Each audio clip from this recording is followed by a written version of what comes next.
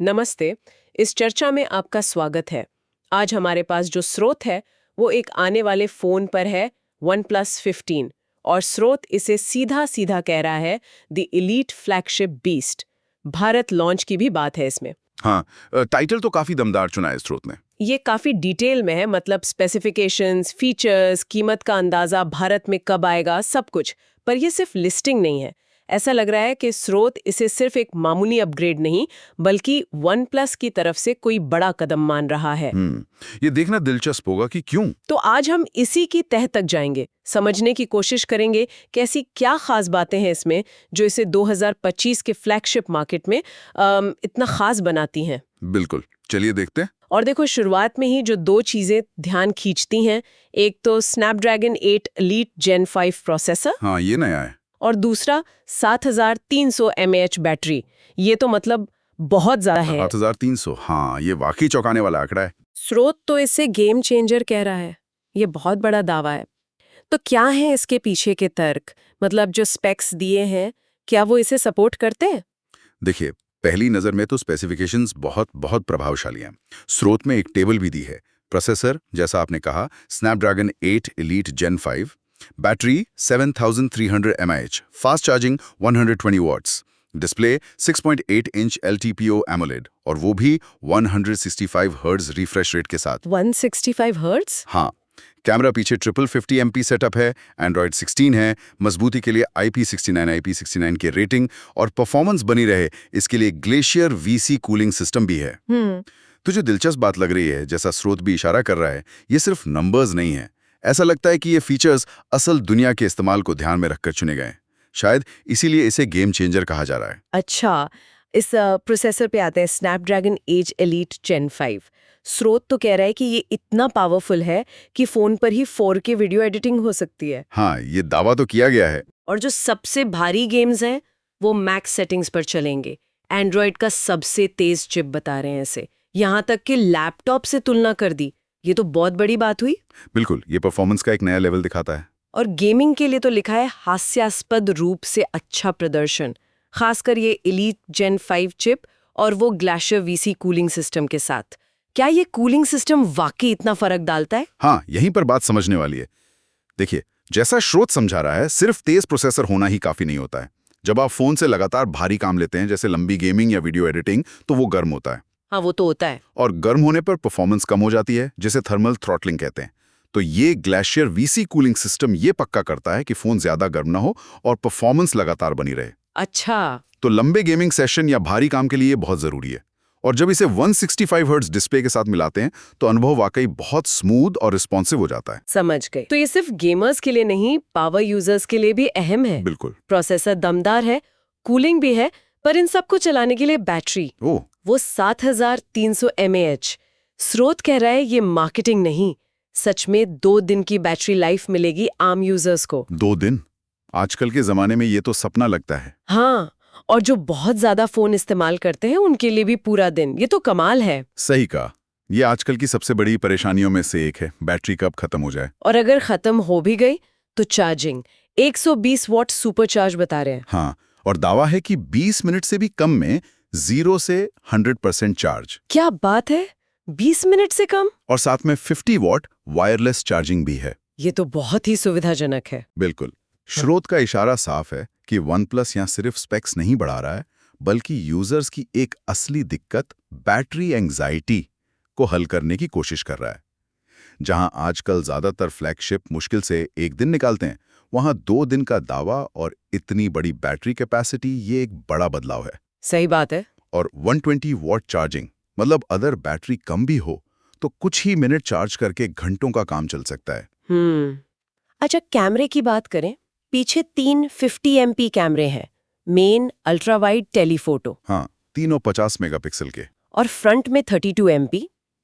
लेकिन स्रोत कह रहा है कि सिर्फ मेगापिक्सल नहीं, ओप्पो के ल्यूमो इमेज इंजन का इंटीग्रेशन अहम है। अच्छा, सॉफ्टवेयर प्रोसेसिंग की बात हो रही है। हाँ, और कहा गया है कि कम रोशनी में बेहतर तस्वीरें आएंगी, पोर्ट्रेट मोड में डेप्थ अच्छी होगी और वीडियो स्टेबलाइजेशन भी सुधरा है। यहाँ तक कि लिखा है जिम में दौड़ते हुए वीडियो शूट किया, वो भी स्थिर था। ये दिलचस्प है। मतलब स्रोत सिर्फ हार्डवेयर रेजोल्यूशन पे फोकस नहीं कर रहा, जोर हार्डवेयर और सॉफ्टवेयर के कॉम्बिनेशन पर है। 350 MP सेंसर और ओप्पो का लूमो इंजन जो कंप्यूटेशनल फोटोग्राफी करेगा। कंप्यूटेशनल फोटोग्राफी जैसे पिक्सल में होती है। हाँ, कुछ वैसा ही। मतलब फोन तस्वीरें लेने के बाद उन्हें स्मार्ट एल्गोरिदम से प्रोसेस करके बेहतर बनाएगा। तो उम्मीद है कि नतीजे अच्छे होंगे, शायद पिक्सल जैसे, पर OnePlus के हार्डवेयर के साथ। ये सिर्फ मेगापिक्सल की रेस नहीं है। समझ गए। अब आते हैं डिजाइन और बिल्ड पर। एक सैंडस्टॉर्म कलर का जिक्र है, नाम तो अच्छा है। शायद कोई मैट फिनिश टाइप का होगा। और नैनो सिरामिक फ्रेम भी है प्रीमियम फील के लिए। लेकिन जो ज्यादा ध्यान खींच रहा है वो है IP69K रेटिंग। ये क्या होता है? IP68 तो सुना है। हाँ, IP68 कॉमन है। वो धूल से बचाता है और पानी में लगभग 1.5 मीटर तक 30 मिनट तक सेफ रहता है। लेकिन IP69 के इससे भी एक कदम आगे है। कैसे? ये न सिर्फ दूर पानी में डूबने से बचाता है, बल्कि हाई टेम्परेचर और हाई प्रेशर वाले पानी के जेट से भी बचाता है। जैसे कोई प्रेशर वॉशर से तेज धार मारे, उससे भी प्रोटेक्शन है। अरे वाह, मतलब ये तो बहुत ही मजबूत हुआ। हाँ, रोजमर्रा के हिसाब से तो शायद जरूरत से ज्यादा है, जैसा स्रोत भी मजाक में कहता है। लेकिन ये फोन की ड्यूरेबिलिटी दिखाता है। अच्छा, डिस्प्ले की बात करें तो 6.8 इंच LTPO AMOLED। साइज ठीक है, बहुत बड़ा भी नहीं, पर खास बात है 1650 हर्ट्ज रिफ्रेश रेट। बिल्कुल। LTPO का फायदा यह है कि जरूरत के हिसाब से रिफ्रेश रेट 1 हर्ट्ज से 1650 हर्ट्ज तक बदल सकता है। बैटरी बचाने के लिए। हाँ, और 165 हर्ट्ज, जो कि ज्यादातर फ्लैगशिप के 120 हर्ट्ज से ज्यादा है, वो स्क्रोलिंग और गेमिंग में एक अलग ही स्मूथनेस देगा। स्रोत कहता है कि ये फर्क साफ महसूस होता है। जो लोग स्मूथनेस पर ध्यान देते हैं उन्हें पसंद आएगा। निश्चित रूप से। सॉफ्टवेयर में क्या है? Android 16 पर Oxygen OS 16। स्रोत कह रहा है कि ये OnePlus के पुराने क्लीन इंटरफेस जैसा है। कम फालतू ऐप्स, बेहतर जेस्चर, बेहतर प्राइवेसी कंट्रोल्स। ये अच्छी बात है, बहुत लोग क्लीन UI पसंद करते हैं। और 5 साल के सिक्योरिटी अपडेट का वादा भी है। ये तो जरूरी है आजकल। हाँ, लंबे सॉफ्टवेयर सपोर्ट से फोन की लाइफ बढ़ जाती है। एक रीमैपेबल शॉर्टकट बटन भी है, मतलब अपनी मर्जी का फंक्शन लगा सकते हैं उस पर। अच्छा, ये भी काम की चीज है। कुल मिलाकर एक साफ UI और लंबा सॉफ्टवेयर सपोर्ट ये यूजर एक्सपीरियंस के लिए बहुत अच्छा है। स्रोत के मुताबिक ऐप लॉन्च तेज होंगे, मल्टीटास्किंग बेहतर होगी, बैटरी मैनेजमेंट स्मार्ट होगा और हैप्टिक्स यानी वाइब्रेशन फीडबैक भी प्रीमियम फील देगा। ये छोटी छोटी चीजें मिलकर फर्क डालती हैं। अब आते हैं सबसे जरूरी सवाल पर, कीमत और उपलब्धता। भारत के लिए क्या अंदाजा है? स्रोत के अनुसार भारत में शुरुआत 64,999 रुपए से हो सकती है। 64,999 रुपए? ये किस मॉडल के लिए? ये बेस मॉडल 12 GB रैम और 256 GB स्टोरेज के लिए, फिर 16 GB 512 GB के लिए 72,999 रुपए और 16 GB 1 टेराबाइट के लिए 79,999 का अनुमान है। अच्छा, और ये पिछले OnePlus 13 से सस्ता है? हाँ, स्रोत कह रहा है कि लॉन्च प्राइस OnePlus 13 से थोड़ा कम है, जबकि फीचर्स काफी ज्यादा हैं। ये तो बढ़िया है। और भारत में लॉन्च कब? नवंबर 2025 की शुरुआत में कंफर्म बताया गया है। ओके, और मिलेगा कहाँ? OnePlus.com, Amazon इंडिया, जिसे एक्सक्लूसिव ऑनलाइन पार्टनर कहा है, और OnePlus एक्सपीरियंस स्टोर्स और क्रोमा जैसे रिटेल स्टोर्स पर। ठीक है। इस कीमत को अगर देखें तो स्रोत इसकी तुलना Samsung S25 Ultra से करता है, जिसकी कीमत 89,999 या उससे ज्यादा हो सकती है। ओ, तो काफी अंतर है। हाँ, इस लिहाज से OnePlus 15 वैल्यू फॉर मनी के मामले में काफी मजबूत दिखता है, और लॉन्च ऑफर्स वगैरह भी शायद मिलेंगे, जैसे एक्सेसरीज पर छूट या बैंक कैशबैक। अच्छा, स्रोत ने कुछ एक्सेसरीज भी सुझाई हैं, जैसे गेमर्स के लिए वो glacier cooling case, camera lens protector, Spigen का केस। हाँ, ये सब प्रैक्टिकल चीजें हैं। फोन महंगा है तो प्रोटेक्शन तो चाहिए ही। और 120W charger, 50W wireless charger, power bank, MagSafe case, car mount. बिल्कुल, ये यूजर की जरूरत पर है। गेमिंग ज्यादा करते हैं तो कूलिंग केस काम आएगा। वायरलेस चार्जिंग चाहिए तो उसके लिए चार्जर और केस। ठीक है। स्रोत ने OnePlus 15 और Samsung S25 Ultra की सीधी तुलना भी की है। क्या निकल कर आया उसमें? मुख्य पॉइंट्स ये हैं कि OnePlus 15 battery 7300 VS 5500 mAh, charging 120W VS 65W, processor Gen 5 VS Gen 4 और डिस्प्ले 165 Hz VS 120 Hz में साफ तौर पर आगे है। और कीमत में भी? हाँ, और कीमत में भी काफी बड़ा अंतर है। 50,999 प्लस वर्सेस 89,999 प्लस। सैमसंग के पास एस पेन का एडवांटेज है। तो निष्कर्ष क्या है स्रोत का?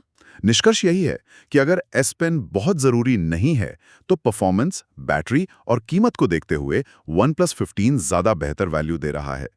हालांकि ये माना गया है कि सैमसंग का कैमरा सॉफ्टवेयर शायद कुछ मामलों में थोड़ा बेहतर हो सकता है, लेकिन ओवरऑल वैल्यू के हिसाब से OnePlus 15 को मजबूत दावेदार बताया गया है। तो इस पूरी चर्चा के बाद अगर हम सब कुछ समेटें तो OnePlus 15 की मुख्य ताकतें क्या हैं?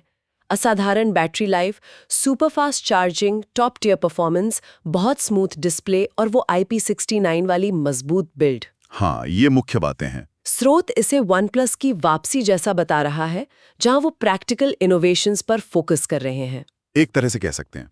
तो संक्षेप में ये फोन किन लोगों के लिए है जो रोज चार्जिंग से परेशान है? गेमर्स, हाँ बिल्कुल, जो चार्जिंग की चिंता नहीं चाहते, जो हाई एंड गेमिंग करते हैं, और जो फ्लैगशिप स्पेक्स चाहते हैं पर शायद सैमसंग एप्पल जितनी कीमत नहीं देना चाहते। और जिन्हें क्लीन एंड्रॉयड और तेज चार्जिंग पसंद है। सही। और कौन इसे छोड़ सकता है?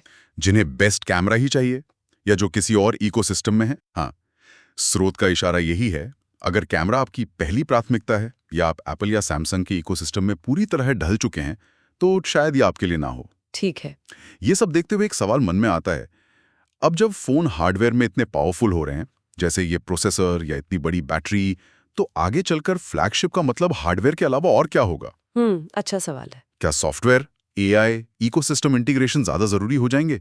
या फिर क्या बैटरी लाइफ पर इतना ज्यादा फोकस फोन डिजाइन की दिशा ही बदल देगा? ये सोचने वाली बात है कि अगला बड़ा इनोवेशन कहां से आएगा।